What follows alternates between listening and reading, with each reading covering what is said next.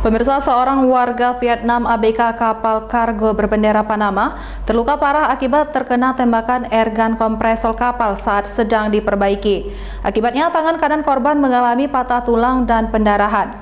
Tim SAR yang mendapat laporan langsung mengevakuasi korban dari tengah laut Selat Benggala.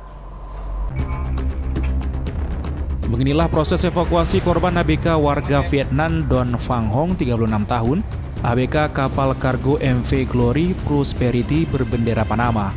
Mengalami luka parah dengan kondisi patah tulang di tangan kanan kena airgun kompresor kapal. Korban mengalami kecelakaan kerja saat sedang pelayaran dari Piu Mai, Vietnam menuju Suape Port Brazil saat melakukan pengentasan pada mesin airgun kompresor kapal. Tanpa sengaja tangan kanan korban tertembak hingga patah tulang dan pendarahan.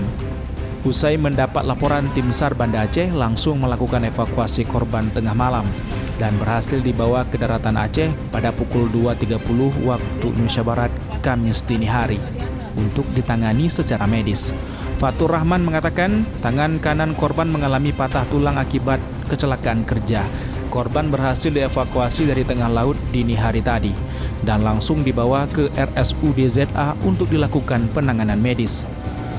Kita lakukan medevac dengan kondisi kecelakaan kerja di mana jari tangan sebelah kanan ibu jari mengalami pendarahan akibat kecelakaan kerja. Saat ini korban telah berada di RSUD ZA dan sedang dalam penanganan medis. Sementara kapal kargo yang ditumpangi korban langsung kembali berlayar menuju Brazil. Dari Kota Banda Aceh, Topan Mustafa, iNews melaporkan.